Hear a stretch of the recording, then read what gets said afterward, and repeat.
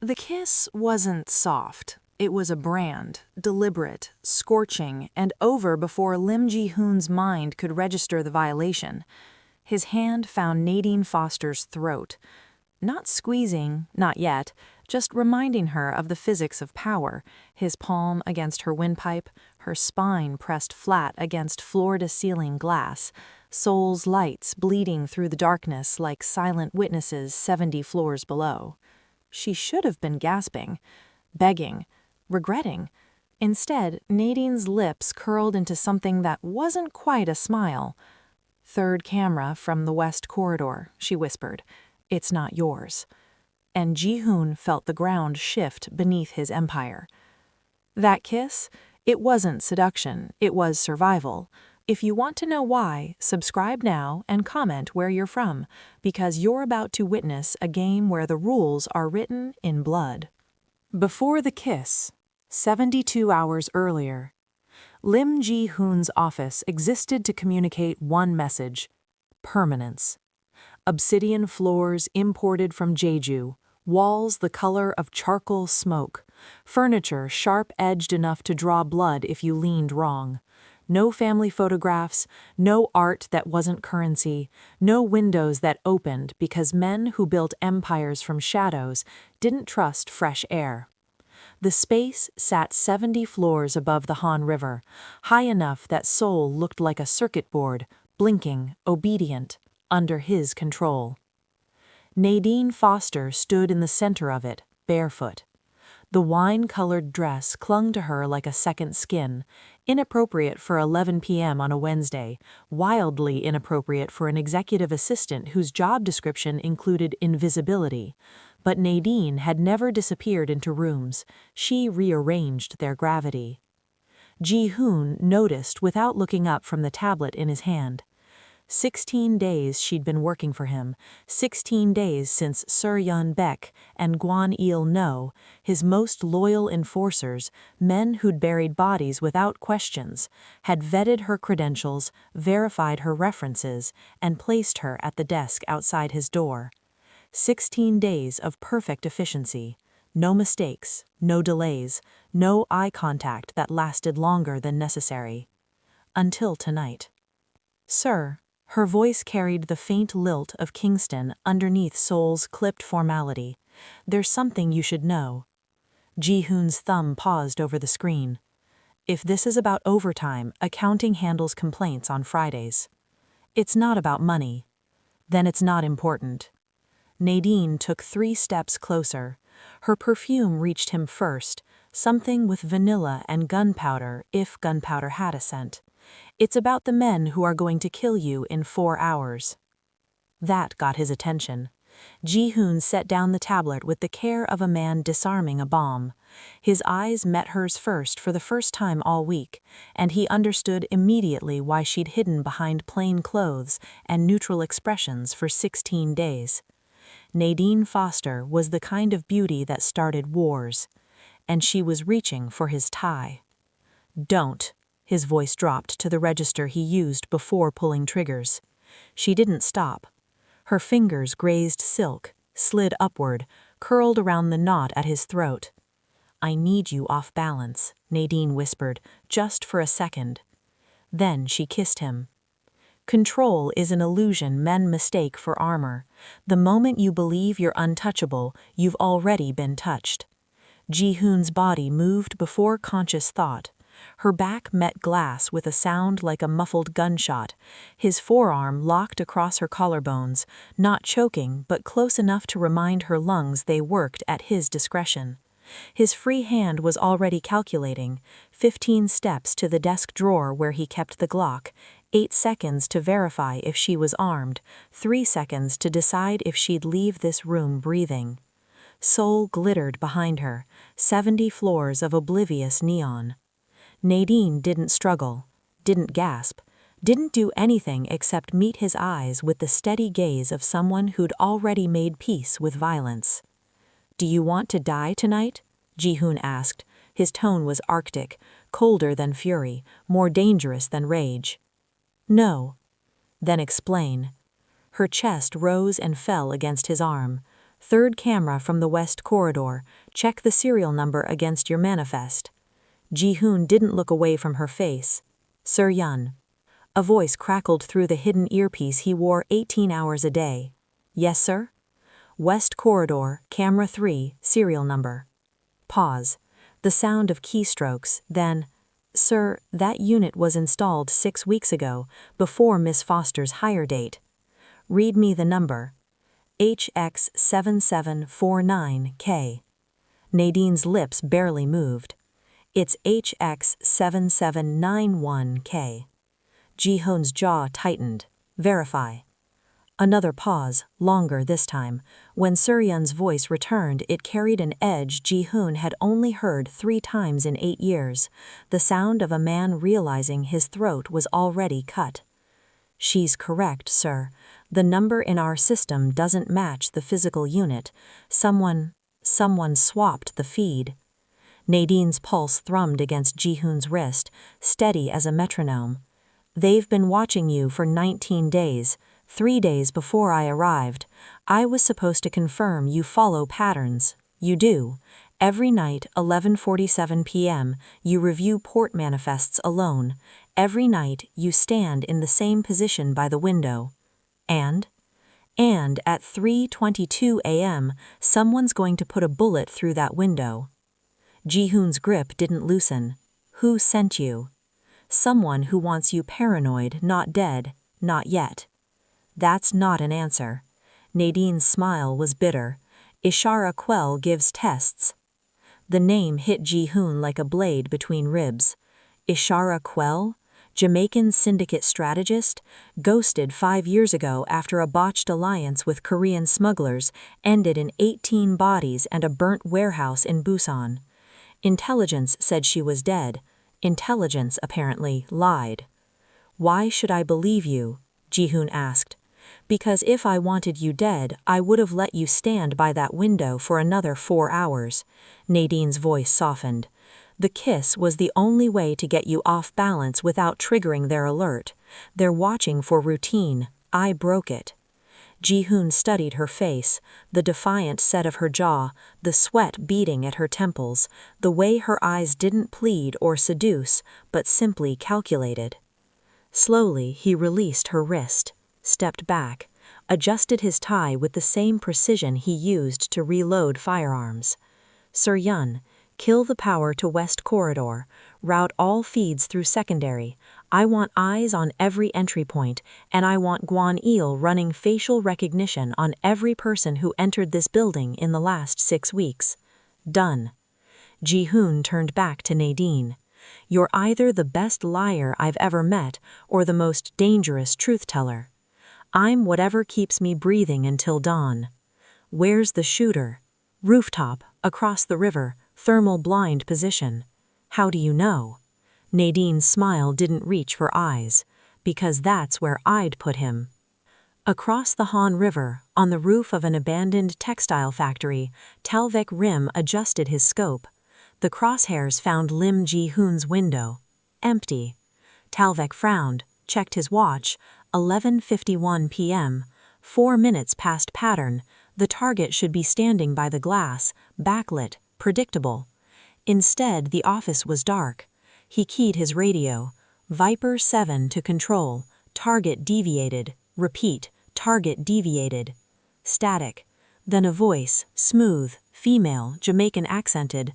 Abort, Viper 7. The game just changed. Talvek's finger hovered over the trigger. Ma'am, I have a clean shot if he returns. If you pull that trigger, you'll be dead before the casing hits the ground. Ishara's orders. Pack up. Move. The line went dead. Talvik stared at the darkened window for 3 more seconds. Then he started disassembling his rifle, hands steady, mind racing. Across the Han River, inside the obsidian tower, Ji-hoon watched the thermal signature on his laptop disappear from the rooftop. He looked at Nadine, still barefoot, still wearing that ridiculous dress, still alive. You didn't just break my routine, he said quietly. You broke theirs. Nadine leaned against the glass, exhausted. That was the point. Why? Because Ishara doesn't want you dead, she wants you awake. Nadine's eyes locked onto his. You've been sleepwalking through your empire, Jihoon. Trusting patterns, trusting loyalty, trusting control means safety. And the kiss? Was a reminder. She pushed off the glass, barefoot steps silent on obsidian. The most dangerous attacks don't come from enemies you see, they come from the people close enough to touch you. Jihoon's expression didn't change, but something shifted behind his eyes. Recognition, maybe, or respect. Get out. Nadine blinked. What? Leave, now, before I change my mind about whether you're useful or disposable. She didn't move. You can't operate alone tonight. I've operated alone for 8 years. And in 8 years, did anyone ever get a camera past your security? A sniper into position? A woman close enough to kiss you? Nadine's voice dropped. You're compromised, Jihoon. Your fortress has cracks, and if I found them, others will too. Silence stretched between them like a blade. Finally, Jihoon spoke. What does Ishara want? An alliance or a war. She's giving you the choice. By sending you? By sending an expendable. Nadine's smile was sharp as to cut. If you killed me, she'd know you're too arrogant to save you. If you listened, she'd know you're smart enough to fear the right things. And what should I fear? Nadine walked to the door, paused with her hand on the handle. The man who installed that camera, because he's not a stranger, Jihoon, he's someone you trust. She left. The door closed with a whisper, and Lim Jihoon stood alone in his obsidian empire, feeling, for the first time in 8 years, like... Chapter 2. Nadine didn't go far. Jihoon found her in the building's emergency stairwell, level 68, sitting on cold concrete steps with her heels beside her, scrolling through a phone that definitely wasn't company issued. I told you to leave. His voice echoed down the shaft. She didn't look up. You told me to get out of your office. I'm out. Semantics won't save you. Neither will ignorance, Nadine finally met his eyes, but here we are. Jihoon descended 3 steps, close enough to see the screen she'd been studying. Blueprints, his building's blueprints, marked with notations in 3 languages, English, Korean, and what looked like Jamaican patois shorthand. Where did you get those? Same place I got my credentials, same place someone got your camera serial numbers. She locked the phone. You want to interrogate me like I'm an enemy, or you want to use me like the asset I actually am? Jihoon's jaw tightened. You forced yourself into my organization under false pretenses. Under curated pretenses, Nadine corrected. Everything Soryun verified was true. I am certified in corporate security protocol. I do speak 4 languages fluently. I have worked for 3 international firms in the last 6 years. She stood, barefoot on concrete, and suddenly she wasn't smaller than him anymore, just differently positioned. What's false is the assumption that competence equals loyalty. You work for Ishara Quell. I work for survival. Ishara just pays better than most. Nadine tilted her head, and she was right about you. Enlighten me. You built an empire on information control, Jihoon. You know everything about everyone, their debts, their secrets, their pressure points, but you know nothing about yourself. She stepped closer. You don't know that Soryun has been skimming port manifests for 8 months. You don't know that Guan Il's daughter attends school in Singapore under a name that doesn't match his. You don't know that your head of building security, Daewon Ki, takes meetings every Thursday with a woman who works for South Korean intelligence. Jihoon's expression didn't change, but his fingers curled into a fist. You're lying. Am I? Nadine's smile was sharp. Check the manifests. Soryun's theft is elegant. 2 containers per shipment, always different cargo classifications, never enough to trigger your audits. Guan Yu's secret is protection, not betrayal. His daughter has a kidney condition. Singapore has better treatment. He's ashamed he can't pay for it himself. And Daiwan? She paused. Daiwan is complicated. Meaning? Meaning, I don't know if he's turned, or if he's being blackmailed, or if he's running his own game entirely. But he meets Revna Sa at the same cafe in Gangnam every Thursday at 2 p.m., and Revna hasn't worked a legitimate job since 2019. Ji-hoon pulled out his phone, keyed in a secure line. Sor-yoon, pull manifests from June through December. Flag any discrepancies over 0.5% variance. A pause, then Sor-yoon's voice, strained. Sir, that will take 20 minutes. I'll wait. He hung up, turned back to Nadine. If you're wrong, I'm not. Then I'll assume this is a distraction, a way to fracture my trust in my own people before someone makes a real move. Nadine sat back down on the steps, slipped her heels on with practiced efficiency. If I wanted to fracture your trust, I'd tell you the truth about who recommended me for this position. That stopped him cold. Who? Someone inside your inner circle, someone who knew exactly which fake credentials would pass Sor-yoon's vetting, because they helped design your vetting protocols. Nadine's eyes glittered in the emergency lighting. Ishara didn't infiltrate your organization, Ji-hoon. She was invited. The phone in his hand vibrated. A text from Sor-yoon. Variance detected, 2.3% across 8 months, requesting immediate meeting. Ji-hoon stared at the message for 3 seconds. Then he looked at Nadine with something between respect and rage.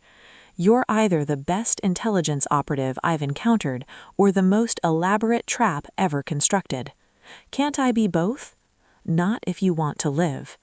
Nadine stood, smoothed her dress. Then let me prove I'm the former, because in about 40 minutes your midnight security rotation is going to report 2 anomalies on floors 43 and 57. Small things, a door that should be locked but isn't, a motion sensor that trips without cause. Your team will dismiss them as technical glitches. And that's when the kill window opens. Ji-hoon brought her back to his office not out of trust but out of tactical necessity. If Nadine was a liar, she was contained. If she was truthful, he needed her close. The obsidian floors felt different now, less like permanence, more like a stage where everyone wore masks. He poured himself 2 fingers of whiskey, didn't offer her any. Tell me about Ishara Quell. Nadine walked to the window, stared down at Seoul's glittering grid. What do you want to know? Why she didn't just kill me? Because killing you would create a vacuum. Vacuums attract chaos, and Ishara hates chaos. Nadine's reflection in the glass was perfectly composed. She spent 5 years rebuilding after your alliance fell apart. 5 years turning a Jamaican smuggling network into something that could operate in 12 countries without a single flag on Interpol's radar. She's not interested in your territory. She's interested in your method.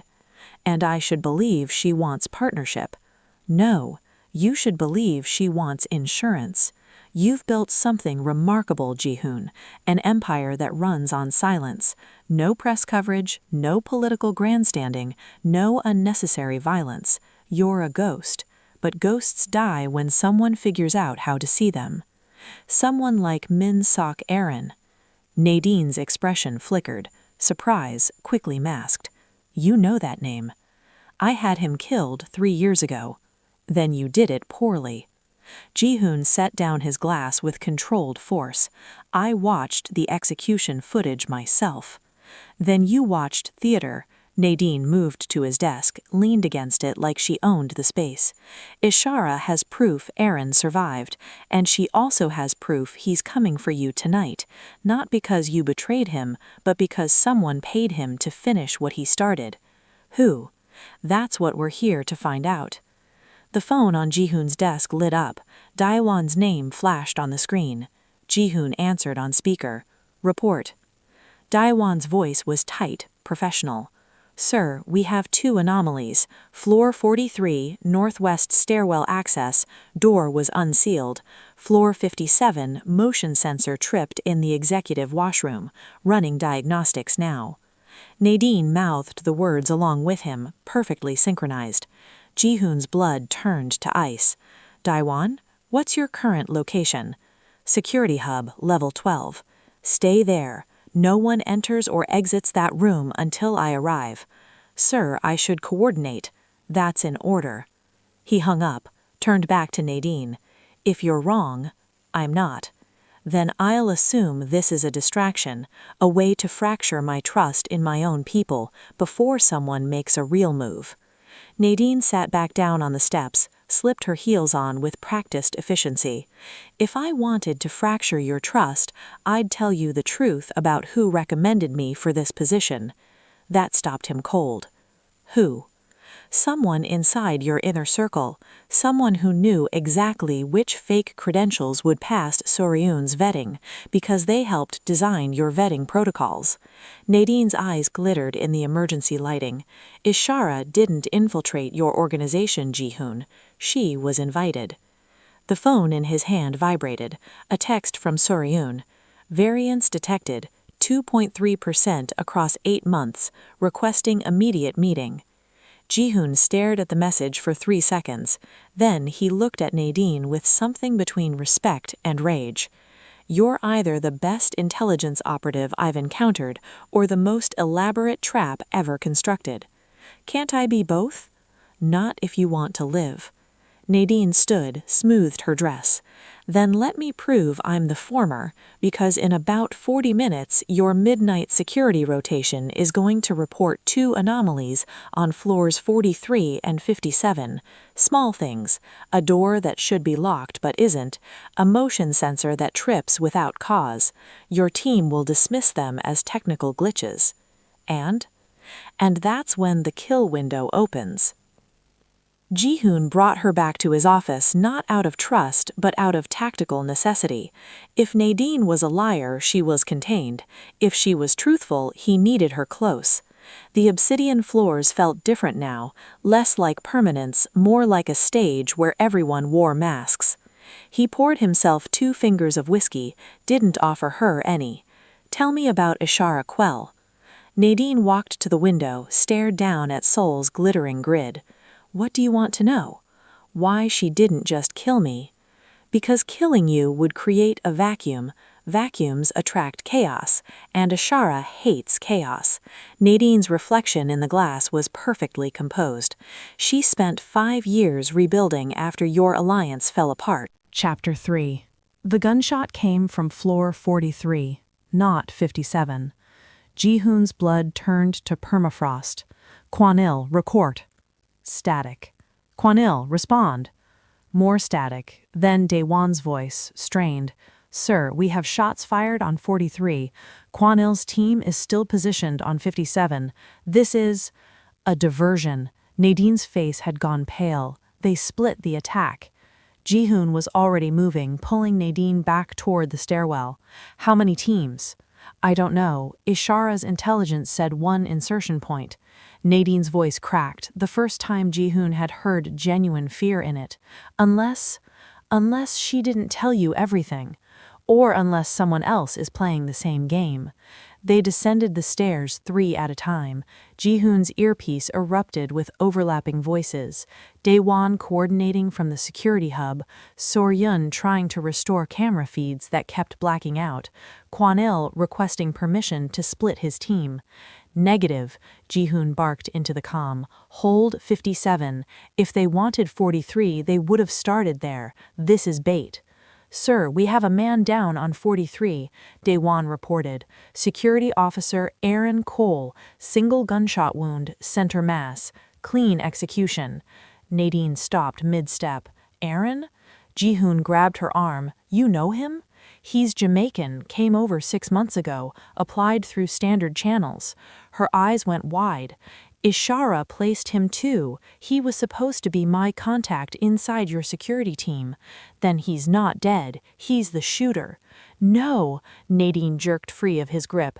Aaron wouldn't. He has a daughter in Kingston, a sister who depends on him. He wouldn't compromise the operation by going loud. Then someone killed your contact to isolate you. The words hung between them like a blade. Nadine's face hardened. Min Sok Aaron. You said he was alive. You didn't say he was here. I didn't think... She cut herself off, breathing hard. Ishara's intelligence said Aaron was planning the attack, not executing it. He's a strategist, not a soldier.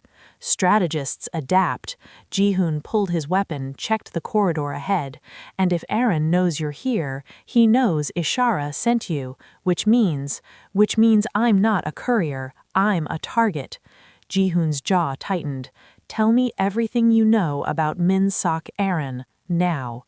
They moved to a secure office on floor 55, executive level, empty at night, with reinforced doors and a panic button wired directly to Daewon's hub. Jihoon sealed them inside, while Nadine paced like a caged animal. Your fixer, she began, handled problems that required subtlety, blackmail, surveillance, targeted misinformation. He was brilliant at reading people, finding pressure points. I know what he was.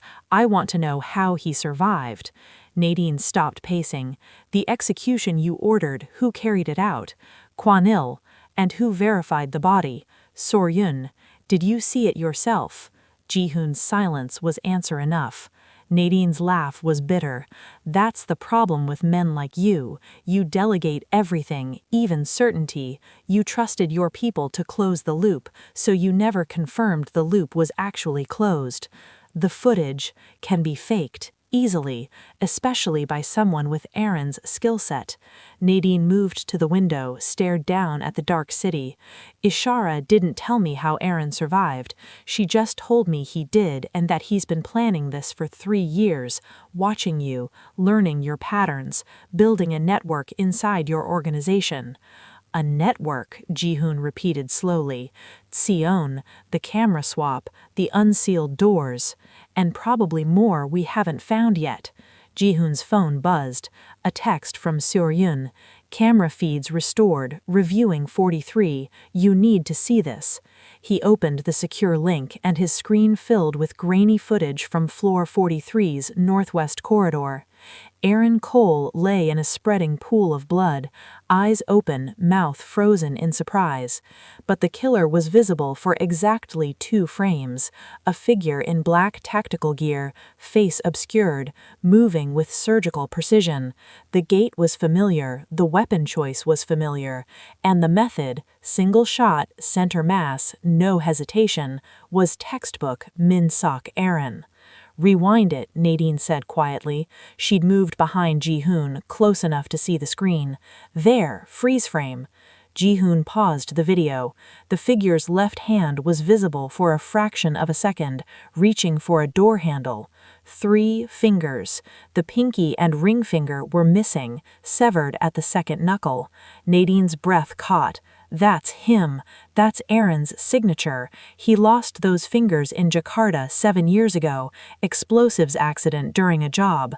Jihoon stared at the screen. He'd ordered Aaron executed based on betrayal, selling information to a rival syndicate. The evidence was airtight. The decision was easy, but he'd never seen the body. Why fake his death? Jihoon asked, voice low. Because dead men operate without oversight. Nadine's reflection in the window was ghostly. You stopped looking for him, stopped tracking his network, assumed the threat was neutralized, while he built a shadow operation inside mine. Exactly. Jihoon's phone buzzed again. This time it was Kwanil. Sir, we have movement on 57. 3 contacts, armed, moving toward executive washroom, awaiting orders. Jihoon typed back. Do not engage. Let them enter. I want them contained, not scattered. Kwanil's response was immediate. Understood. Nadine watched over his shoulder. You're using your own washroom as a kill box. If Aaron wants to play games with infiltration points, he can deal with the consequences. Jihoon pocketed his phone, turned to face her. You're staying here. No. Nadine. If Aaron's in that washroom, he'll recognize your tactics. He trained half your security team. He knows how you think. Nadine pushed off the desk, moved toward him. But he doesn't know me, not really. Ishara kept me compartmentalized. Even Aaron doesn't know what information I'm carrying. Which is, the location of the evidence Ishara collected, proof that Aaron engineered the Busan massacre, bank transfers, communications logs, testimony from survivors. Nadine's eyes glittered. It's leverage, and if Aaron knows I have access to it, he'll negotiate instead of shooting. That's a terrible plan. It's the only plan that doesn't end with everyone dead. Jihoon's phone buzzed. Kwanil, sir, contacts have entered the washroom. We have them contained, awaiting orders. Jihoon keyed his comm. How many? 3, all armed, no visual on faces yet.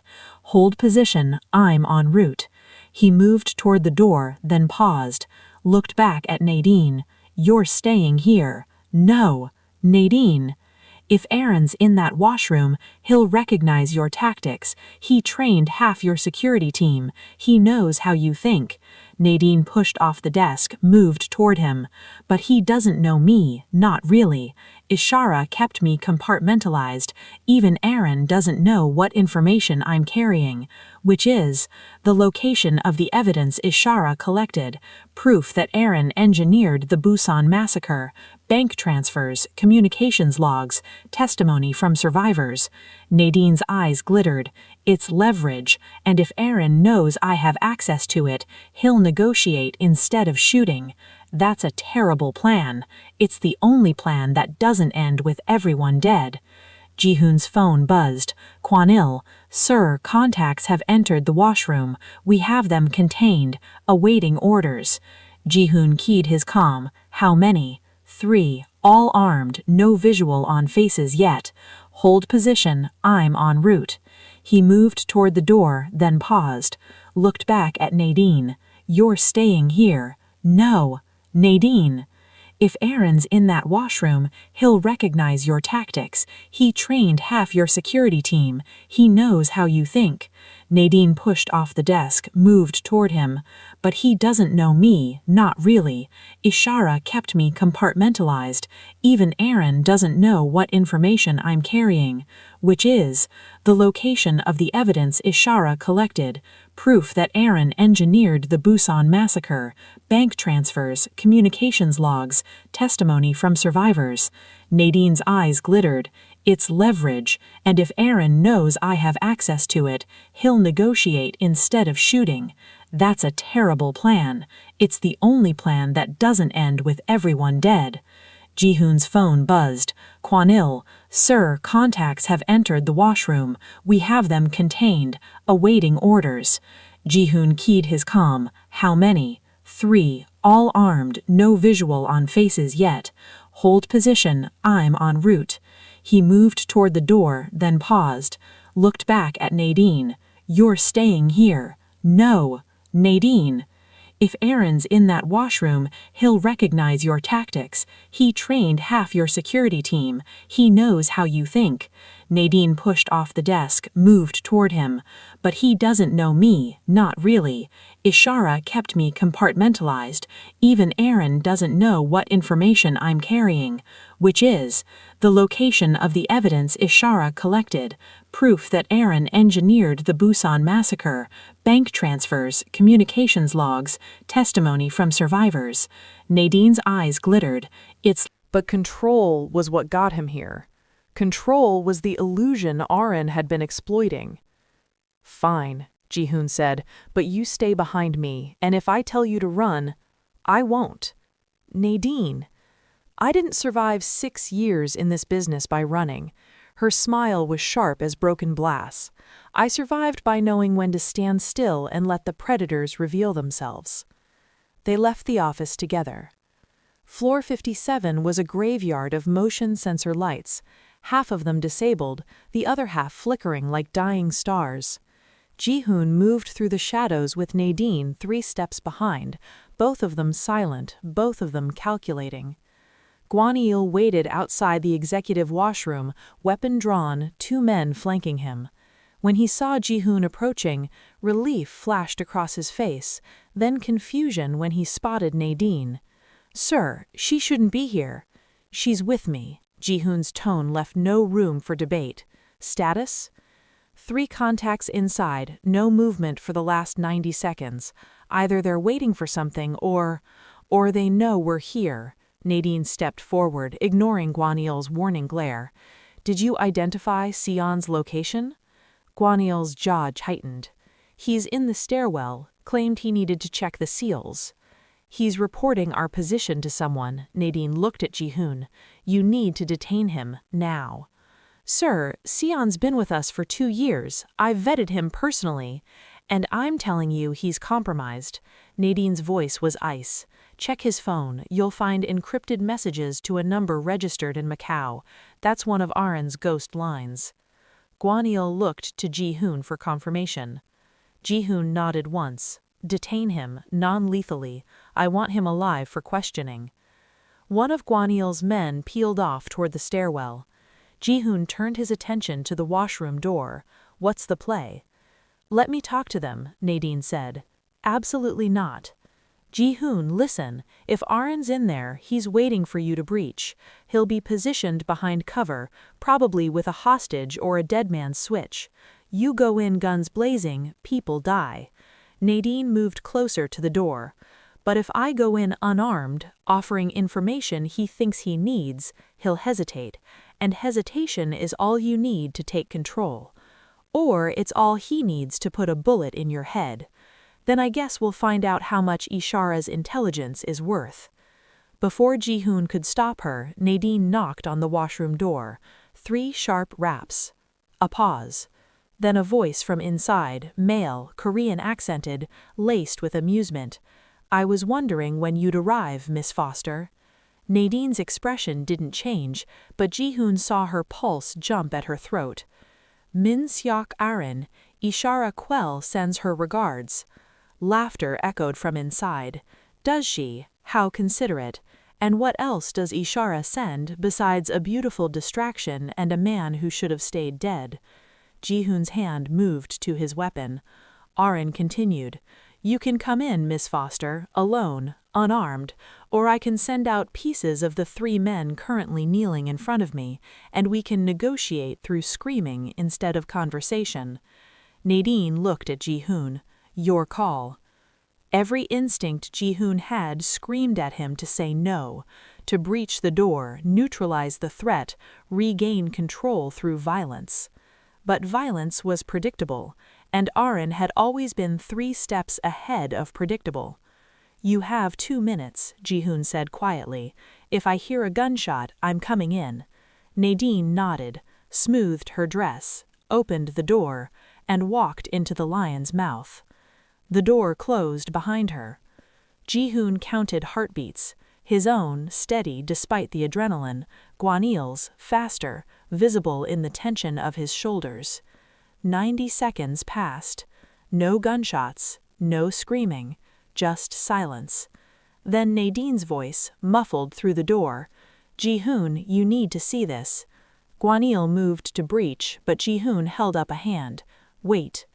He opened the door himself, weapon raised, and stepped into fluorescent-lit madness. The 3 hostages were security mannequins, training dummies dressed in tactical gear, positioned on their knees with hoods over their heads, realistic enough in shadows, absurd in light. Nadine stood in the center of the washroom, unharmed, and on the mirror, written in what looked like lipstick or blood, was a message: "Control is the leash you put on yourself. I'll be waiting at the place where you killed me. Come alone, or everyone you trust dies first. MSA." Beneath the message, a photograph was taped to the glass. Ji-hoon stepped closer, his blood turning to ice.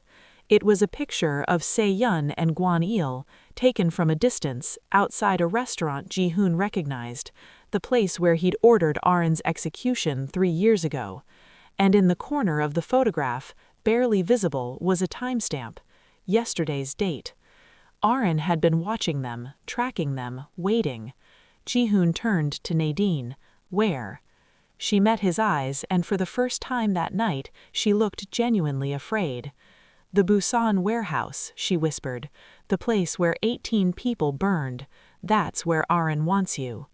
And outside the building, somewhere in Seoul's maze of streets, Min-seok Aaron smiled to himself and started driving south. Chapter 4. Ji-hoon stared at the photograph for 10 seconds. Then he tore it from the mirror, folded it once, and pocketed it with the precision of a man filing evidence he'd eventually use to justify murder. "Sir," Gwon-il began, "this is clearly a trap." "Obviously," Ji-hoon turned to Nadine. "How long have you known about Busan?" "Since Ishara briefed me." Nadine's voice was steady, but her hands trembled. "She told me Aaron would try to draw you out of Seoul, make you operate in unfamiliar territory, away from your resources." "And you didn't mention this?" "I didn't think he'd move this fast." Nadine gestured to the mannequins, the message, the photograph. "This level of preparation, surveillance, infiltration, theater. It should have taken weeks, but he did it in hours. Because he had help." Ji-hoon keyed his earpiece. "Daewon, status on Sion." Static. "Daewon, respond." More static. Then a voice, not Daewon's, younger, panicked, choking on something that might have been blood. "Sir, security hub, compromised." The line went dead. Gwon-il was already moving, weapon up, barking orders to his remaining man. Ji-hoon grabbed Nadine's wrist, pulled her into the corridor. "What floor?" he demanded. 12, but if Daewon's hub's compromised, then we have no cameras, no locks, and no way to know who's loyal. Ji-hoon's mind raced through contingencies, backup protocols, fail-safes he'd designed for exactly this scenario. None of them accounted for the enemy already being inside the walls. How many people does Aaron have? I don't know. Ishara's intelligence suggested 4 to 6 operatives, but if he's been planning this for 3 years, he could have dozens. They reached the emergency stairwell. Gwon-il went first, weapons sweeping corners, moving with the muscle memory of a man who'd cleared hostile buildings in worse situations. Ji-hoon followed, Nadine between them, barefoot again because survival didn't wait for appropriate footwear. 12 flights down. The stairwell smelled like concrete and old fear, the kind that soaked into walls during construction and never fully left. Emergency lighting cast everything in sickly green. Their footsteps echoed like drum beats announcing their arrival. They hit floor 12. The door to the security hub was open, not kicked in, not blown off hinges, just open. Gwon-il signaled a halt, checked the doorframe for tripwires, pressure plates, anything that screamed ambush. Nothing. "Sir," Gwon-il whispered, "we should call for backup." "From who?" Ji-hoon's voice was flat. "Half my security team could be working for Aaron, the other half could be dead." "Then we extract, get you somewhere safe." "There is nowhere safe." Ji-hoon pushed past Gwon-il, entered the hub. Blood first. That's what registered, the sharp copper smell, the way it pooled on vinyl flooring designed for easy cleanup. 2 bodies, security officers Ji-hoon recognized. Aldwin Che, 53, former military, 3 daughters in university. Kalena Wat-Voss, 29, sharpshooter, engaged to be married in spring. Both shot execution style, single rounds to the back of the head. Nadine made a small sound, not quite a gasp, more like air leaving a punctured lung. Ji-hoon moved to the central console. Monitors flickered with dead feeds, system errors, footage that looped the same 5 seconds over and over. Someone had locked the system into a diagnostic cycle that would take hours to break. Professional work. Aaron's signature. "Daewon," Gwon-il said quietly, kneeling beside a third body Ji-hoon hadn't seen immediately. Daewon Ki lay behind the console, eyes open, hand still reaching for the radio on his belt. No gunshot wound, just bruising around his throat. Dark, finger-shaped, the kind that came from someone strong enough to crush a windpipe without tools. Ji-hoon felt something cold settle in his chest. Time of death. Gwon-il checked for a pulse, found none. Recent, maybe 10 minutes. Which meant Aaron's people were here while Ji-hoon was on floor 57, staring at mannequins and lipstick threats, while he'd been playing the game Aaron designed. "Sir," Nadine said softly. She was standing by a secondary monitor, one still functioning, displaying a live feed. "You need to see this." Ji-hoon moved to her side. The feed showed the building's lobby, empty but spray-painted across the marble floor in letters 3 feet tall. Midnight deadline expired. Now it's personal. Busan or bodies. Your choice. Ji-hoon checked his watch. Midnight 47. He'd missed the deadline by 47 minutes. His phone buzzed. Unknown number. He answered without speaking. Aren's voice, smooth as poisoned honey. I'm disappointed, Ji-hoon. I staged such an elaborate performance, and you didn't even make it to the finale. Where are you? Heading south. The warehouse in Busan, just like I promised. You remember it? Where Seryun told me I was dead. Where Gwanil showed you footage of my execution. Aran laughed, low, intimate, the sound of a man sharing a private joke. Except I wasn't dead. I was in the next room, listening to you celebrate, listening to you divide my assets like a king parceling out conquered territory. What do you want? I want you to feel what I felt. Betrayal, isolation, the realization that everything you built was built on sand. A pause. I want you in Busan by dawn, alone, unarmed, or I start sending pieces of Seryun to your remaining loyal employees. The line went dead. Ji-hoon stood perfectly still for 5 seconds. Then he turned to Gwanil. Get me a car, off network, something Aran can't track. Sir, this is an order. Gwanil's jaw tightened, but he nodded. And Miss Foster? Ji-hoon looked at Nadine. She was staring at Daewon's body, her face unreadable. I'm going with you. No. Ji-hoon, Aran wants me alone. If you're there, he kills us both. If I'm not there, you walk into Busan with no leverage. Nadine finally looked at him. Ishara's evidence, the proof Aran orchestrated the massacre. I know where it's hidden. Physical copies, digital backups, testimony recordings. But it's not in Seoul, it's in Busan, in the warehouse. Ji-hoon's blood gold cold. Ishara hid evidence at the crime scene? Where else would you hide proof of arson? In the ashes. Nadine's smile was grim. She knew eventually someone would come looking for answers. She just didn't know if it would be you, Aran, or the authorities. So she made sure whoever found it would have to face what happened there. Why didn't you tell me this? Because I wasn't supposed to survive long enough for it to matter. Nadine's voice cracked, just slightly, just enough to reveal the fear underneath. Ishara's plan was simple. I deliver the warning, you either kill me or use me, and either way she learns if I'm worth the investment. But she never planned for Aran to move this fast, never planned for him to dismantle your security in one night. So you're bait. I was bait. Nadine stepped closer. But now I'm the only person who can get you out of this alive. Because if we find Ishara's evidence before Aran does, we have leverage, we have proof, we have something he wants destroying badly enough to negotiate for. Ji-hoon studied her face, the exhaustion around her eyes, the set of her jaw, the way she stood like someone who'd already made peace with dying, but was too stubborn to lie down. What does Ishara get if you survive? He asked.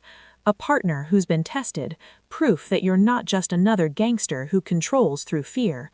Nadine's gaze didn't waver, and maybe, if we're lucky, revenge against the man who killed 18 of her people.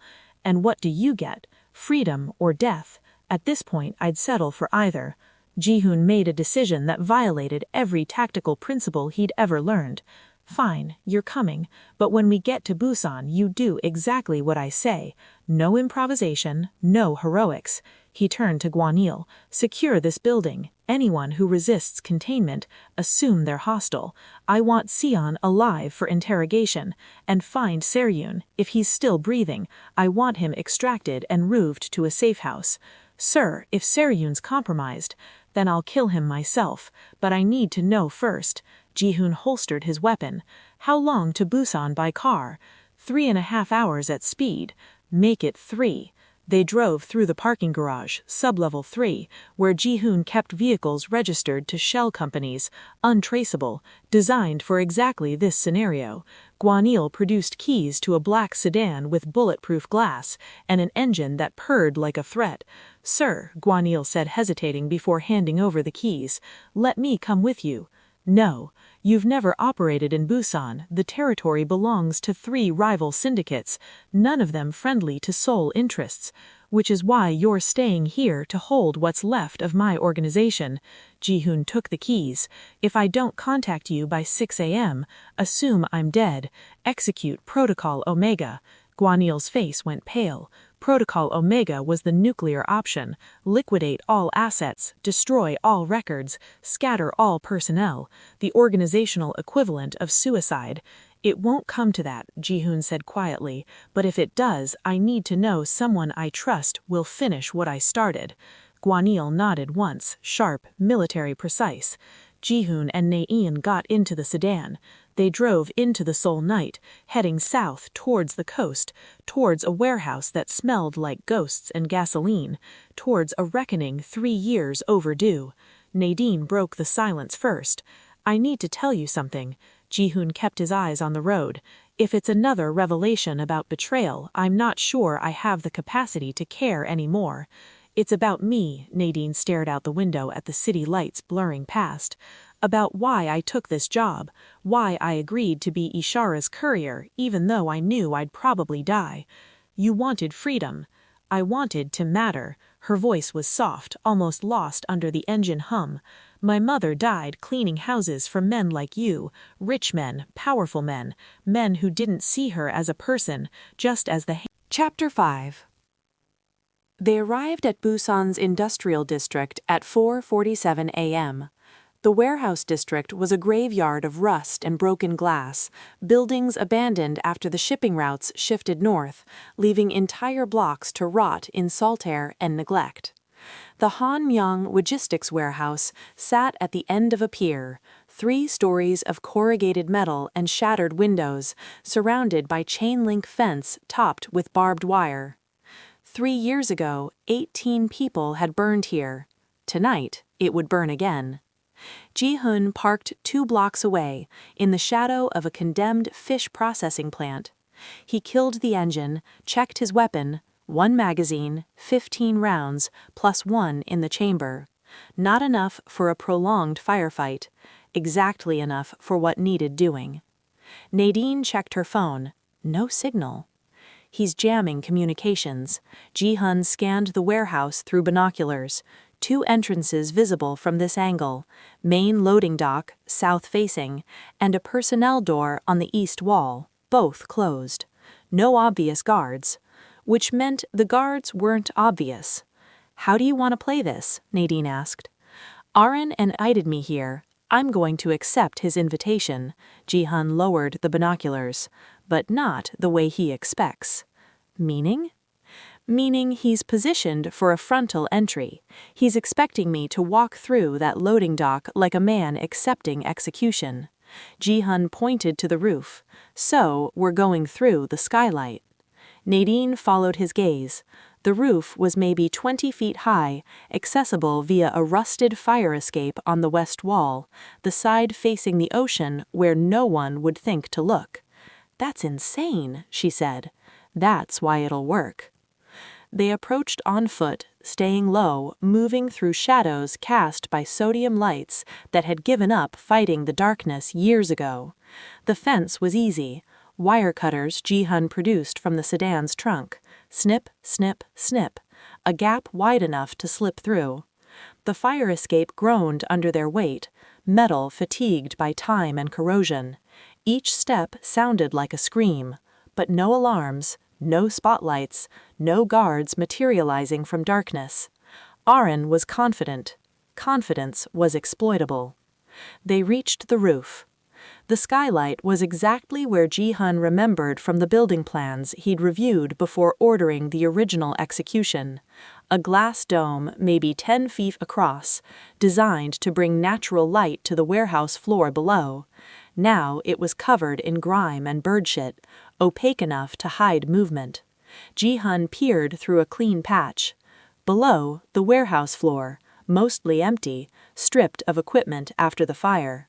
But in the center, illuminated by portable work lights, was a chair. Seo-yeon sat in it, still bound, head slumped forward. And surrounding him in a loose circle were 6 figures in tactical gear. No, Ji-hun practiced himself, studying their positions. Not 6. 5. The 6th was a mannequin, another of Aren's props, positioned to inflate numbers. "Where's Aren?" Nadine whispered. Ji-hun scanned the floor. No sign of the three-fingered man. "He's here, watching." "From where?" "If I were him, second-floor catwalk, northwest corner, behind the foreman's office. Clear sightlines to all entrances, elevation for advantage, proximity to a back exit if things go wrong." Nadine studied the layout. "You're basing that on?" "Pattern recognition. Aren taught half of my security team. I know how he thinks." Ji-hun checked his watch. 4:59 a.m. "Ishara's evidence. Where exactly?" "She told me, beneath the burn zone, subfloor access panel. There's a crawl space that survived the fire. That's where she stashed everything." Nadine pointed to a scorched area on the north side. "There, under that discoloration." "So we have to cross the floor." In full view of 5 armed men. 4. Ji-hun tapped the skylight above one figure who hadn't moved in 3 minutes. "That one's dead. Rigor mortis set in about an hour ago. Aren's using corpses to pad his numbers." Nadine's face went pale. "Whose body?" "Can't tell from here. Does it matter?" "It matters because if Aren's willing to stage his own people as props, he's more unstable than Ishara thought." "Good. Unstable men make mistakes." Ji-hun produced a glass cutter from his jacket, another tool from the sedan's well-stocked trunk. He scored a circle in the skylight, careful, quiet, pressing tape over the glass to prevent shards from falling. 1 cut, 2, 3. The circle came free. Ji-hun caught it, set it aside. Below, the guards didn't react. "I'll go first," Ji-hun said. "Count to 30, then follow. Move to the burn zone, find the access panel, retrieve the evidence." "And you?" "I'll create a distraction." "By doing what?" "By giving Aren what he wants." Ji-hun checked his weapon one last time. "Me, alone, vulnerable." "That's suicide." "That's theater." He met her eyes. "Aren wanted a performance. I'm going to give him one. Just make sure the evidence is worth dying for." Before Nadine could argue, Ji-hun lowered himself through the skylight. He dropped 15 feet, landing in a crouch behind a stack of pallets. His knees absorbed the impact, not young enough to shrug off falls anymore, but disciplined enough to convert momentum into controlled movement. The guards still hadn't noticed. Sloppy. Ji-hun counted positions. 2 near Seoryeon, 1 by the loading dock, 2 near the personnel door. The mannequin and the corpse made 7 visible shapes, but only 4 living threats. Manageable, if he could reach Seoryeon before they reacted. Ji-hun moved. Not slowly. Slow movement attracts attention, subconscious recognition of prey trying to hide. He moved purposefully, like someone who belonged, crossing the open floor with steady strides. 3 seconds before the nearest guard noticed. 2 seconds to identify him as a threat. 1 second to raise his weapon. Ji-hun shot first. Suppressed round, center mass, guard down. Then chaos. The other 3 guards scattered, taking cover, returning fire. Bullets sparked off metal beams, punched through corrugated walls, filled the air with the percussion of violence. Ji-hun rolled behind a concrete pillar, counted rounds, 12 left. Seoryeon's chair tipped over in the crossfire. Ji-hun couldn't tell if he was hit, couldn't tell if he was conscious, couldn't stop to check because stopping meant dying. From the catwalk above, Aren's voice. "Impressive entrance, Ji-hun, very dramatic." Ji-hun didn't respond. Responses gave away positions. "I'm disappointed you didn't come alone, but I suppose Miss Foster is worth bending rules for. She certainly made an impression on you." In the skylight, Nadine was lowering herself through the opening, moving toward the burn zone while the guards focused on Ji-hun. "Tell me," Aren said. Did you enjoy the kiss? I've been told Miss Foster is quite talented with her mouth, although personally I prefer women who know when to stay silent. Ji-hun tracked the voice. Northwest catwalk, just like he'd predicted. But Arin was moving, pacing, confident, enjoying his moment. A guard broke cover, trying to flank. Ji-hun shot him twice, leg, then chest when he fell. 11 rounds left, 2 guards remaining, and Arin somewhere above. Last man standing, Arin announced. How do you want to die, Ji-hun? Quick? Or slow enough to watch Miss Foster realize she was always working for the wrong side this whole time? The final guard stepped into view, and Ji-hun's blood froze. It was Qian Hua, the traitor from Seoul, the man who'd left doors unsealed and cameras blind. But Qian wasn't pointing his weapon at Ji-hun, he was pointing it at Arin. "I'm sorry, sir," he said quietly, "but I can't let you do this." Arin's laughter died. "Qian, what are you doing?" "What I should have done from the start." Qian's hands were steady. "Guanil showed me the evidence, the messages, the transfers, the proof you've been using me. I thought I was helping you expose Ji-hun's corruption. I didn't know you were planning mass murder." "Mass murder?" Arin's voice went cold. "I'm correcting a betrayal." "By killing everyone in this building? By making an example?" Qian shook his head. "I didn't sign up for this.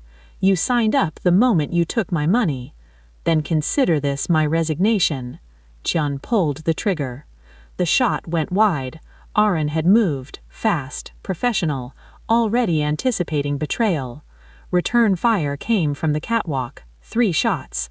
Qian jerked, stumbled, fell. Dead before he hit the ground. Ji-hun used the distraction, sprinted to Seoryan's overturned chair, hauled his deputy upright. Seoryan's eyes were open, conscious, tape across his mouth. Ji-hun ripped it off. "He's been here since midnight," Seoryan gasped. "Talking, planning. He's wired the building with explosives. Whole place is set to blow at dawn." Ji-hun checked his watch. 5:11 a.m. 49 minutes until sunrise. "Where's the detonator?" "On him. Remote Chapter 6. They made it to the personnel door before Arin started shooting again. Bullets chewed through metal, punched holes in walls, turned the warehouse into a percussion of death. Ji-hun kicked the door open, pulled Nadine through, slammed it shut behind them. Outside, dawn was breaking. The sky over Busan Harbor bled orange and pink, beautiful and indifferent. Nature's reminder that survival was negotiable, but sunrise was guaranteed. Ji-hun checked Nadine's wound. Through and through, clean entry and exit, but bleeding heavily. "Can you apply pressure yourself?" "I can do whatever keeps me alive." Nadine pressed her good hand to her shoulder. "Where's the car?" 2 blocks. Can you make it?" "Can you?" They ran through the industrial district, past rusted shipping containers and gutted warehouses, leaving a trail of blood on concrete that would fade by afternoon, washed away by rain or covered by dust, or forgotten by a city that had learned not to ask questions. Behind them, the warehouse door burst open. Aring, backlit by work lights, silhouetted sharp as a blade. He wasn't running, just walking, steady, purposeful, like a man who knew he'd already won. Ji-hun reached the sedan, fumbled for keys, got the engine started. Nadine collapsed into the passenger seat, gasping, face gray with blood loss. "Drive," she managed. Ji-hun drove. The sedan's tires screamed against asphalt, engine roaring, distance opening between them and Arin. But in the rearview mirror, Ji-hun saw Arin stop walking. Saw him raise something to his mouth, speak into it. And then, the warehouse exploded.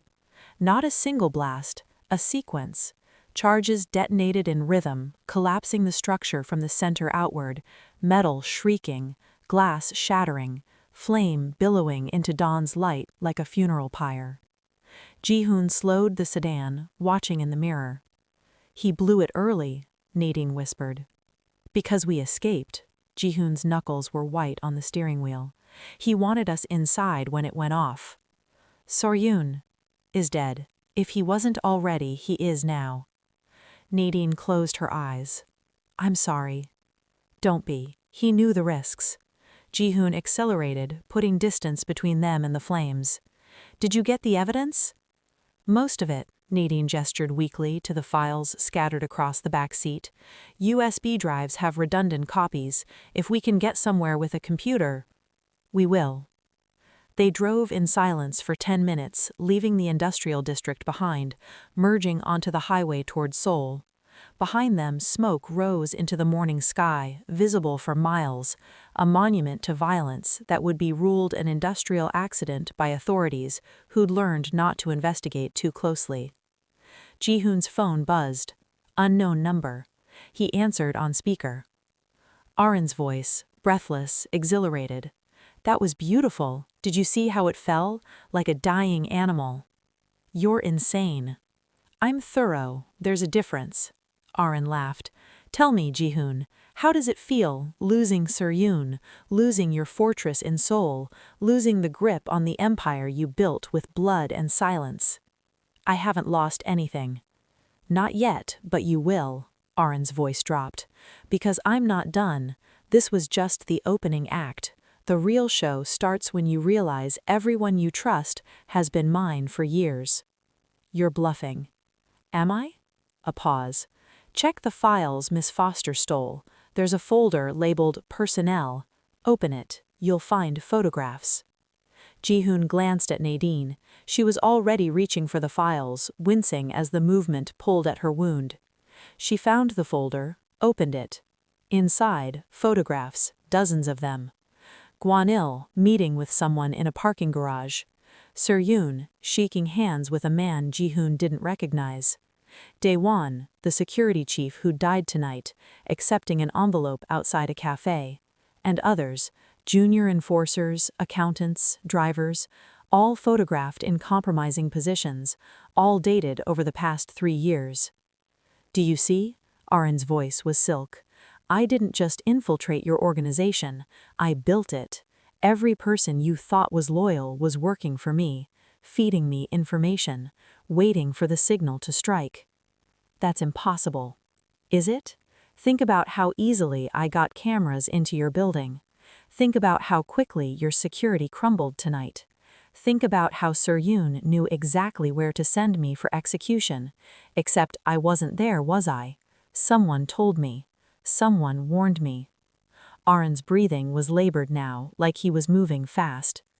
Check the last photograph in the folder. Nadine pulled it out. Jihoon's blood turned to ice. It was a picture of himself, taken from above, through a window in his penthouse office. And standing behind him, barely visible in the reflection, was a figure. 3 fingers on the left hand. That was taken 2 weeks ago, while you were reviewing port manifests, while you thought you were alone. I was in the room with you, Jihoon, close enough to kill you, close enough to whisper in your ear. But I didn't, because death is too easy. I want you to suffer. The line went dead. Nadine dropped the photographs. He's lying. He has to be lying. Of which part? The surveillance? The infiltration? The fact that he was standing behind me and I never noticed? All of it. It's theater, mind games. He's trying to make you paranoid. He's succeeding. Jihoon pulled over, stopped the car on the shoulder of the highway. Dawn was full now, light flooding the world with false promises of new beginnings. He picked up the photograph of himself, studied it. The angle, the lighting, the timestamp. It was real.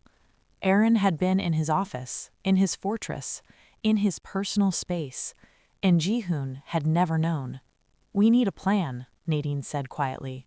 The plan was to use Ashara's evidence as leverage. Then we use it. We send it to Arin, tell him we'll publish everything unless he stands down. And if he doesn't care about exposure, then we publish it anyway. Let the world see what he did. Let the authorities. The authorities don't care about gang violence in Busan. They care about headlines and political capital. Jihoon started the engine again. No, we're not going to the police. We're going to Ashara. Nadine's eyes widened. She set us up. She gave us a test. We survived. Now she owes us a conversation. Ji-hoon merged back onto the highway. And if Aaron is really running half my organization, then I need allies who aren't already compromised. You're insane. I'm adapting. They drove in silence for another 30 minutes. Then Nadine spoke. The kiss in your office? You asked if I preferred sitting or lying down. Ji-hoon glanced at her. What about it? You were testing me, seeing if I'd respond like someone seducing you or someone with a different agenda. Yes. And I responded like someone who wanted me off balance. Ji-hoon's expression didn't change, which was honest, uncomfortable, but honest. So you trusted me. I trusted that you wanted to survive. Is that the same thing? In this world, yes. Nadine smiled, wan, exhausted. Then I guess we understand each other. I guess we do. They reached Seoul at 7:43 a.m., the city already awake, oblivious to the fact that its underworld had spent the night tearing itself apart. Ji-hoon parked outside a medical clinic he owned, off books, staffed by doctors who asked no questions and reported no gunshot wounds. Get your shoulder treated, he told Nadine. I'll contact Ishara. And if she doesn't answer, then we're on our own. Nadine opened the car door, hesitated. Ji-hoon, for what it's worth, I really did think you'd save me. I did save you. You saved the information I was carrying, there's a difference. Ji-hoon met her eyes. Maybe, or maybe I'm finally learning that the two aren't mutually exclusive. Nadine studied his face for a long moment, then nodded once and walked into the clinic. Ji-hoon pulled out his phone, opened an encrypted messaging app, and typed a single message to a number he'd been given years ago and never used. I passed your test. Now let's talk about the man who failed yours. He sent it. Waited. 30 seconds later, a response. Address attached. Come alone. Bring proof. Ji-hoon looked at the files scattered across his back seat, evidence of betrayal, proof of conspiracy, the bones of an empire that was already dying. And he started driving. Chapter 7. Ishara Kwel's safe house was in Itaewon, tucked between a sushi bar and an antique shop that sold furniture no one could afford. Third floor, accessible only by a staircase so narrow Ji-hoon had to turn sideways to climb it, designed to slow any assault and amplify any footsteps. He arrived alone, as instructed, carrying a leather satchel filled with USB drives and paper files still stained with Nadine's blood. The door opened before he knocked. The woman who answered was 60 if she was a day, but her eyes were ageless, dark, calculating, the kind of gaze that could price a human soul and name the exact currency required to buy it. Lim Ji-hoon, she said, Jamaican accent thick, uncompromised by years abroad. You're taller than I expected. Ishara Kwel, you're less dead than I was told. She smiled. I find it useful to let certain people think I'm buried. I know the feeling. She stepped aside, allowing him entry. The apartment was sparse, functional furniture, no decoration, everything positioned for tactical advantage. 2 exits visible immediately, probably 3 more hidden. Windows covered with blackout curtains, air that smelled faintly of gun oil and ginger tea. A single chair sat in the center of the room. For you, Ishara said. I'll stand. I wasn't asking. 2 men materialized from shadowed corners, large, professional, armed. They didn't point weapons at Ji-hoon, but the threat was clear. Ji-hoon sat. Ishara remained standing, circling him slowly, the way a buyer circles merchandise. Nadine Foster, is she alive? Yes. Injured? Bullet wound, shoulder, she'll survive. Good. She's expensive to train. Ishara stopped in front of him. You brought the evidence. Ji-hoon set the satchel at her feet. Everything we recovered before Aaron blew the warehouse. Ishara knelt, opened the satchel, began sorting through files with practiced efficiency. And Soryun Beck? Dead. Explosion. Pity, he was useful. She pulled out a USB drive, examined it. And your organization? Compromised. According to Aaron's documentation, half my people have been feeding him information for years. Do you believe that? I believe he was in my office 2 weeks ago without triggering any alarms. Ji-hoon's voice was flat. So yes, I believe it. Ishara nodded slowly. Then you understand why I sent Nadine. To prove I was vulnerable? To prove you were blind. She stood, dropped the USB drive back in the satchel. You built an empire on control, Ji-hoon, but control is just another word for blindness. You trusted your systems so completely, you never questioned whether the systems themselves were compromised. And you knew they were? I suspected. Aaron's too smart to operate without leverage. If he wanted you dead, you'd be dead. The fact that you're still breathing means he wants something worse than your death. Ishara walked to a window, parted the curtain just enough to scan the street below. He wants you to destroy yourself. Then he's succeeding. Is he? She let the curtain fall. You're here, you're alive, you brought evidence. Nadine says you adapted under pressure, made tactical decisions that contradicted your training. That's not self-destruction, that's evolution. Ji-hoon said nothing. Ishara turned to face him. I'm going to tell you something true. 3 years ago, when your alliance with my network collapsed, I lost 18 people in that Busan fire. 18 operatives I'd trained, trusted, built my organization around. For 18 months, I thought you were responsible. I planned your death in 17 different ways. Why didn't you execute any of them? Because I found proof it wasn't you. Ishara crossed her arms. Aaron orchestrated the collapse, fed information to your rivals, sabotaged the shipment that triggered the raid, then convinced your man, Soryun, that I was the traitor. He played us both, made us blame each other while he disappeared into smoke. So the kiss was my opening move in a partnership, an uncomfortable one. A partnership built on mutual hatred of the man who betrayed us both. Ishara's expression didn't soften. I sent Nadine to test whether you were capable of adaptation, whether you could operate outside your fortress, trust incomplete information, make decisions without absolute control. Most men would have killed her immediately. You didn't. That's why we're talking. What do you want from me? I want Min-sak Aaron dead, publicly, permanently. No ghost stories this time. Ishara began pacing. But I can't kill him without exposing my network, and you can't kill him without confirming that everyone in your organization is compromised. So we need each other. A partnership? A temporary alliance built on revenge, not trust. Ji-hoon considered this. What are you offering?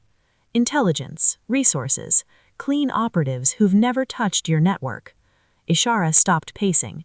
And most importantly, the real story of what happened in Busan, not the sanitized version you got from Soryun, the truth, which is that Aaron didn't just engineer the fire, he participated in it, he was there, he locked the doors, he poured the gasoline, he lit the match. Ishara's voice went cold, and then he filmed the whole thing, 18 people burning alive, screaming for help that never came. I have the footage. It's part of the evidence you recovered. Ji-hoon felt something twist in his chest. Why would he document it? Because psychopaths like proof of work, because he wanted insurance, because he's fundamentally broken. Ishara shrugged. Does it matter? The footage exists. We can use it. How? We give it to him, tell him we'll release it to every news outlet in Asia unless he surrenders. Ishara smiled. Men like Aaron can tolerate being feared. They can tolerate being hated. What they cannot tolerate is being seen, being exposed as the monster instead of the strategist. And if he calls our bluff? Then we release it anyway. Let him spend the rest of his life running from authorities who suddenly care very much about the mass murder of 18 people. Ji-hoon stood slowly. The guards tensed but didn't move. I need a guarantee, he said. Of what? That you won't use this partnership to infiltrate my organization the same way Aaron did. Ishara laughed, sharp, genuine. Ji-hoon, I don't want your empire. I have my own. What I want is closure, and what you want is survival. Those goals align exactly once, for the duration of Aaron's execution. After that, she gestured to the door. We go back to being strangers who occasionally nod at each other across neutral territory. That's it? That's it. Ji-hoon walked to the satchel, pulled out a USB drive. This has everything. Financial records, communication logs, the Busan footage. If I die before Aaron's neutralized, it automatically uploads to 3 journalists whose names you don't know. Insurance. Reciprocity. Ishara took the drive. You're learning. I've had an educational night. Then let's hope the education doesn't kill you. Ishara moved to a laptop on the table, inserted the drive. We move tonight. Aaron will expect you to regroup, fortify, take time to audit your organization. We hit him while he's celebrating. Do you know where he is? I know where he'll be. Ishara opened a file, satellite imagery of a building in Seoul's Gangnam district. He owns an apartment under a shell company, top floor, penthouse. He thinks no one knows about it. But you do. I've known for 18 months, been watching him, gathering information, waiting for the right moment. She closed the laptop. Tonight's the moment. Ji-hoon studied the image. How many men do you have? Enough. How many of my men do you trust? None. Then it's just us. And Nadine. She's injured. She's also the only person besides you who's seen Aaron face to face and lived. She knows his patterns, his tells, how he moves when he's confident versus when he's cornered. Ishara met his eyes. We need her. Ji-hoon wanted to argue, wanted to say Nadine had done enough, survived enough, bled enough. But Ishara was right. They needed her. I'll ask her, he said, but I won't force her. Good. Force breaks people. Persuasion builds them. Ishara walked him to the door. One more thing, Ji-hoon. When this is over, when Aaron's dead and the evidence is public and you're rebuilding your empire from the pieces, remember tonight. Remember what it felt like to operate without absolute control, to trust incomplete information, to rely on someone you barely know. Why? Because that feeling, that fear? Ishara smiled. That's what keeps you human, and in our world, humanity is the only advantage worth protecting. The door closed. Ji-hoon descended the narrow staircase, emerged into Itaewon's late-morning chaos, tourists, vendors, the smell of street food mixing with car exhaust. He pulled out his phone, called the medical clinic. Nadine answered on the 3rd ring. Did she try to kill you? No, she tried to recruit me. Same thing, usually. She has a plan. It requires you. A pause, then, I'm in. I haven't told you the plan yet. Doesn't matter. Whatever it is, it's better than sitting in this clinic staring at walls and wondering if Aaron's going to walk through the door. Nadine's voice was steady, despite the pain Ji-hoon could hear underneath. When do we move? Tonight. Then I'll be ready. She hung up. Ji-hoon stood on the street, watching traffic flow past, normal people living normal lives, unaware that beneath the surface, their city was a battlefield. He thought about Suryeon, dead in a warehouse that no longer existed. He thought about Daewon, murdered in the security hub he'd protected for years. He thought about all the people he trusted who might have been working for Aaron from the start. And he thought about Nadine, barefoot in a wine-colored dress, pressing a kiss to his lips not out of desire, but out of desperate strategy. She'd been right about one thing. Control was a leash he'd put on himself. Tonight, he'd cut it loose. Chapter 8. They gathered at midnight in a parking garage 6 blocks from Aaron's penthouse. Ji-hoon, Nadine, Ishara, and 3 operatives whose names Ji-hoon wasn't given and didn't ask for. Nadine's shoulder was wrapped in clean bandages, arm in a sling, but her eyes were alert. She'd refused painkillers, need to stay sharp, and instead had spent the afternoon memorizing the penthouse layout Ishara provided. 3 entrances, Nadine explained, spreading blueprints across the hood of Ishara's SUV. Front door, service entrance, and a private elevator that goes directly to the penthouse from the underground garage. All 3 will be monitored. Which do we use? Ji-hoon asked.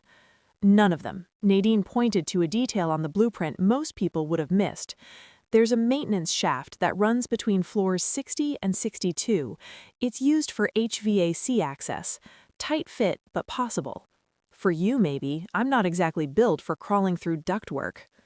You won't have to. I'll go through the shaft, disable the penthouse alarm system from inside, then open the service entrance for the rest of you. That's insane, Ji-hoon said. That's tactical. Ishara looked at Nadine with something like approval. How long will you need? 8 minutes from entry to disarm, maybe 10 if I run into complications. And if Aaron's waiting in the shaft? Then you'll hear gunshots and know the plan failed. Nadine's smile was grim. But he won't be. Aaron's ego puts him in the center of the room, not hiding in maintenance corridors. He'll be drinking expensive whiskey, watching news coverage of the Busan explosion, congratulating himself. You sound certain. I've studied predators my whole life. They all make the same mistake, believing their own mythology. Ji-hoon checked his weapon. Full magazine, 1 in the chamber. 16 rounds. What happens after we're inside? Ishara answered, We contain him, present the evidence, give him a choice, surrender and face justice, or fight and face us. He'll fight. Probably. Ishara's expression didn't change, which is why everyone here has signed off on lethal force. One of her operatives, a woman, 30s, scar running from temple to jaw, spoke up. What if he's not alone? Then we adapt, but intelligence suggests he's isolated himself since the Busan operation. Even paranoid predators eventually run out of people to trust. Like me, Ji-hoon said quietly. Everyone looked at him. Aaron wanted me isolated, wanted me to doubt everyone, trust no one, operate from a position of absolute solitude. Ji-hoon holstered his weapon, and for about 6 hours it worked. But then I realized something. What? Nadine asked. That isolation isn't strength, it's surrender. It's admitting the enemy has already won by making you too afraid to rely on anyone. He looked at each person in turn. So tonight I'm choosing to trust.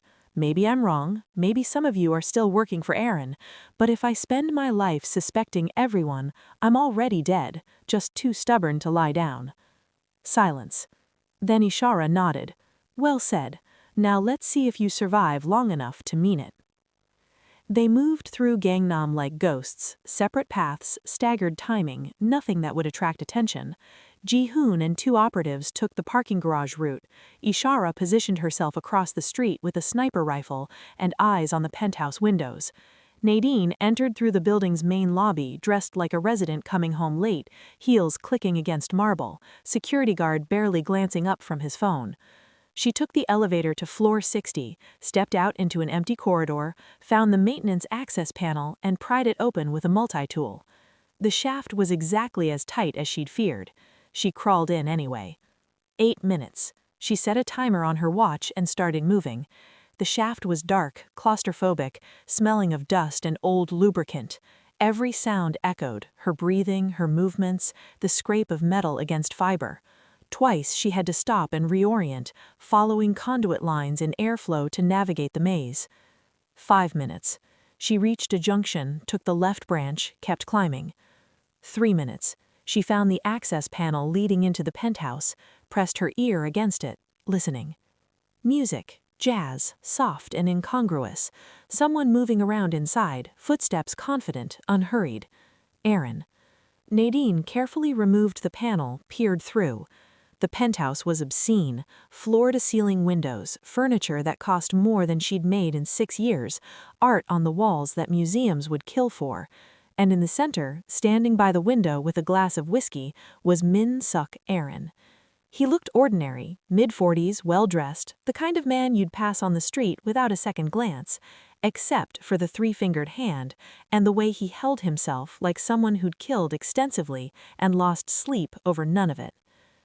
Nadine pulled out her phone, texted Ji-hoon, "In position, target visible, alarm system is on panel to my left, 60 seconds."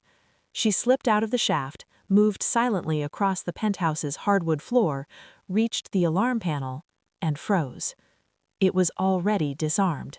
The screen showed "System disabled, manual override." Aaron's voice, calm and amused. "Hello, Miss Foster. I've been expecting you." Nadine turned. Aaron was still by the window, back to her, but now he was holding a gun. "I have to admire the audacity, breaking into my home through an HVAC shaft. Very resourceful, but I've had 3 years to prepare for every possible infiltration route. The shaft has cameras. I watched you climb." Nadine's hand moved to the weapon at her hip. "Don't." Aaron turned to face her. "I'm faster. You know I'm faster. So let's skip the part where you try to be a hero and go straight to the part where you answer my questions." "What questions?" "How does it feel being bait twice in one night?" Nadine's blood went cold. "What?" "Did you really think Ishara Quell would risk her best operatives on a direct assault? Did you think Ji-hoon would trust you after knowing you for less than 24 hours? Aaron sipped his whiskey. "You're not here to disable my alarm, Miss Foster. You're here to confirm I'm home. And the moment you texted Ji-hoon, you told him exactly where to send his real team." "You're lying." "Am I?" Aaron gestured to the window. "Look down. Tell me what you see." Nadine moved to the window, slowly, hands visible, non-threatening. 60 floors below, in the parking garage, she saw figures moving. Ji-hoon and Ishara's operatives converging on a vehicle. Not Aaron's vehicle, a different car, one rigged with enough explosives to level half the garage. "No," Nadine whispered. "Oh yes," Aaron raised a radio. "I could detonate it now, kill Ji-hoon, Ishara, all his operatives in one beautiful explosion. But that would be wasteful. Instead," he pressed a button. The lights in the building went out. All of them. Every floor. Emergency power didn't kick in. "I'm going to let them walk into a trap while you watch. And then, Miss Foster, you and I are going to have a long conversation about loyalty, betrayal, and what happens to women who think they can play both sides." Nadine's hand moved, not for her weapon, but for her phone. She typed one message. "It's a trap." Sent it. Then threw the phone at Aaron's face. He dodged, fired. The bullet missed, punched through the window behind her, spiderweb cracks spreading across glass. Nadine dove for cover, rolled behind a couch, came up with her weapon drawn, and fired back. 60 floors below, Ji-hoon's phone buzzed. He read Nadine's message, looked at the car they'd been approaching, looked at Ishara. "Run," he said. They ran.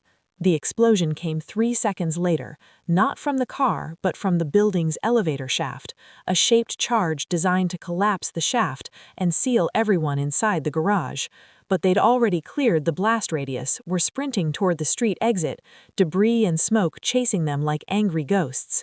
They burst onto the street, gasping, covered in dust. Ishara keyed her radio. "Nadine, status?" "Static." Then Nadine's voice, breathless.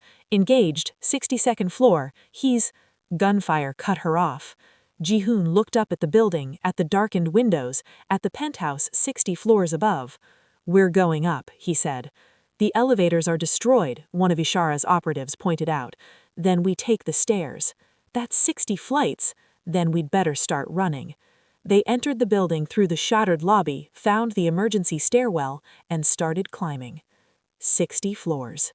In the dark, with the knowledge that every second they wasted was another second Nadine spent fighting alone. They climbed. Chapter 9.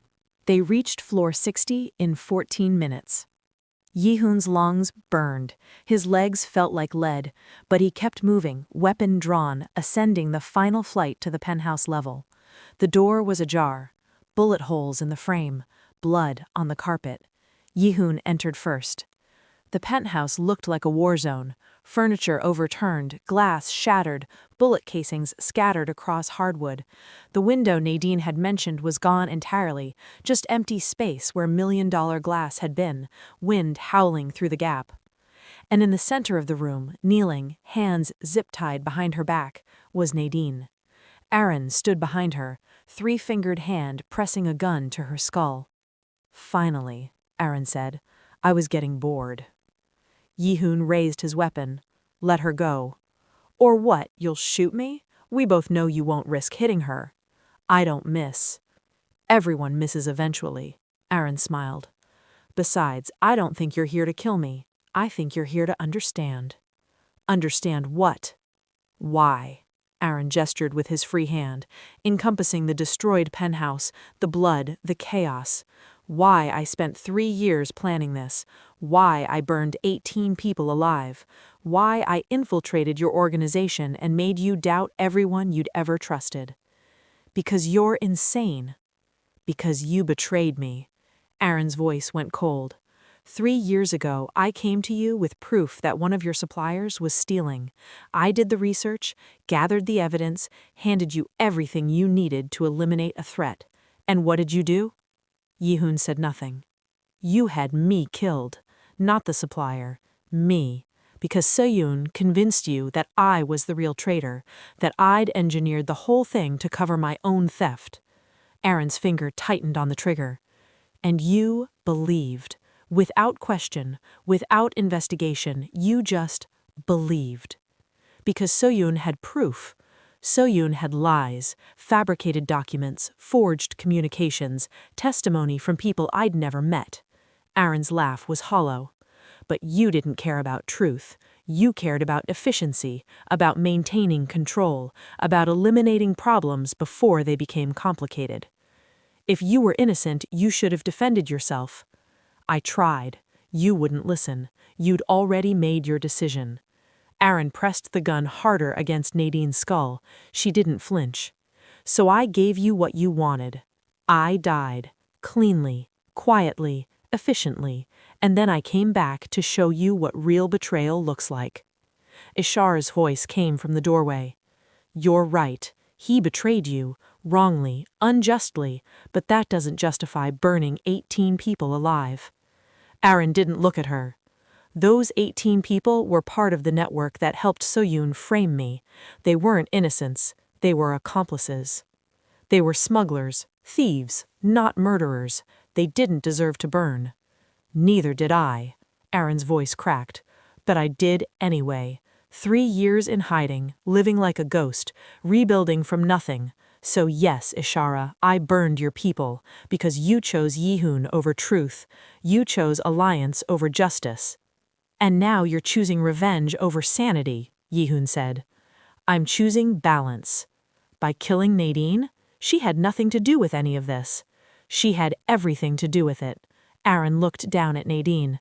She's the perfect symbol, a woman used by powerful people, carrying their messages, risking her life for their games, just like I was used, just like I was disposable. Nadine finally spoke, voice steady despite the gun at her head. If you kill me, you prove their point, that you're exactly the monster they thought you were. I am a monster. They made me one. No, you chose to be one. There's a difference. Aaron was silent for a long moment. Then he looked at Yi-hoon. Tell me you're sorry. What? For ordering my execution, for not investigating, for trusting Seyoon blindly. Aaron's eyes glittered.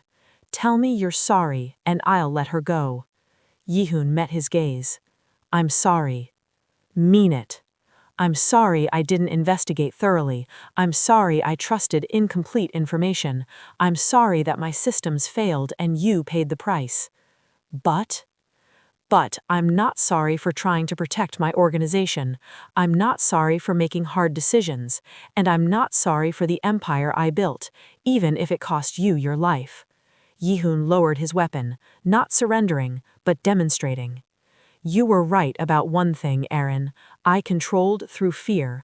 I trusted patterns over people, and that blindness almost destroyed me. But the answer isn't more violence. It's adaptation. Adaptation. Aaron tasted the word. Like bringing Ishara here? Like trusting Nadine? Like learning from your mistakes? Yes. That's convenient. Learn from your mistakes after they've destroyed someone else. That's life. Aaron smiled, sad, broken. Then I guess life's taught me too. He moved the gun away from Nadine's head. For half a second, Yi-hoon thought he'd won. Then Aaron pressed the gun under his own chin. "Wait," Nadine started. The gunshot was deafening. Aaron crumpled, blood spreading across white carpet, his eyes still open, staring at nothing. In the silence that followed, wind howled through the broken window, carrying the smell of salt and smoke from Busan, from burning warehouses and dead men who'd refused to stay buried. Yihoon lowered his weapon completely. Ishara moved to Nadine, cut her restraints. Nadine stood slowly, rubbing her wrists, staring at Aaron's body. He could have killed me, could have killed all of us, but he chose this. Because living was more painful, Ishara said quietly, and he wanted the pain to stop. That's not justice. No, but it's closure. Yihoon walked to the window, looked down at Seoul spread below him like a promise, messy, complicated, full of people making terrible decisions and trying to survive anyway. Behind him, Nadine approached. "What now?" she asked. "Now we clean up, bury the bodies, release the evidence to authorities who will decide whether 18 deaths in Busan were worth investigating." Yihoon turned to her. "And then we rebuild." "We?" "If you're interested." Nadine studied his face. "Ishara promised me freedom. I'm not offering ownership, I'm offering partnership." "Same thing, usually." "Not with me." Yihoon's expression softened. "Barely, but enough. You saved my life tonight, multiple times. You could have run, could have chosen Ishara's offer and disappeared, but you stayed. That means something. It means I'm stubborn. It means you're capable, and I need capable people who are not afraid to tell me when I'm wrong. You'll regret that." "Probably." Nadine smiled, exhausted, genuine. "Then I guess I'm in." They left the penthouse together. Ishara's operatives handled the cleanup, removing Aaron's body, sanitizing the scene, erasing evidence of the night's violence. By the time authorities arrived to investigate the explosion in the parking garage, the penthouse would look untouched. Just another empty apartment in a city full of secrets. 3 days later. Yihoon sat in his rebuilt office, not the obsidian fortress in Seoul, but a smaller space in Incheon, closer to the port, surrounded by people he was slowly learning to trust. Nadine walked in without knocking, carrying coffee and a file folder. "Morning report," she said, setting both on his desk. "Guan-il verified that Sinan was the only plant in our tactical team. Soyun's intelligence network has been audited, 3 more compromised assets identified and removed, and the Busan authorities officially ruled the warehouse fire an industrial accident. No further investigation." "Of course they did," Nadine said. Ishara sent a message. She opened the folder. "She's moving operations to Singapore. Says Seoul is too hot for the next 6 months, but she's open to collaboration on shipping routes through the Philippines. Tell her I'll consider it." She also said, and I'm quoting, "Tell Yihoon he's less insufferable when he's been humbled." Yihoon almost smiled. "Noted." Nadine sat in the chair across from him, not behind, not subordinate, but equal positioning. "You know, 3 days ago I was an assistant who forced a kiss on you. Now I'm what, exactly?" "A partner." "Partners usually have titles. What do you want to be called?" Nadine considered. "How about the woman who proved your fortress had cracks?" "Too long for business cards." "Then how about the woman who refuses to disappear?" Yihoon looked at her. Really looked, seeing not the courier Ishara had sent, not the assistant he'd hired, but the person who'd survived alongside him through blood and fire and learned to trust in the spaces between control. "That works." They sat in comfortable silence for a moment. Then Nadine asked, "Do you think Aaron was right, that you betrayed him?" "Yes." "Do you regret it?" "I regret not investigating. I regret trusting blindly, but I don't regret the principle that sometimes hard decisions have to be made with incomplete information." Ji-hoon sipped his coffee. "The difference is, now I know incomplete information isn't an excuse for certainty." Heavy philosophy for a Tuesday morning. Heavy week. Nadine smiled. "So what's next, for us, for this partnership?" Ji-hoon gestured to the window, to the port beyond, to ships carrying cargo across oceans, to the endless machinery of commerce and crime that never stopped moving. We adapt, we rebuild, we learn from every mistake. He turned back to her, and we make sure that when someone forces a kiss on us, literal or metaphorical, we're smart enough to ask why before we shoot. Metaphorical kisses sound complicated. Everything worth surviving is. Nadine raised her coffee in a mock toast. To surviving, then. To surviving. They drank. And outside the window, Seoul woke to another day, oblivious to the fact that its underworld had been rewritten, that a Jamaican woman and a Korean crime lord had built something new from the ashes of betrayal. The kiss had lasted less than a second, but its consequences would last a lifetime. Not love, not ownership, just partnership.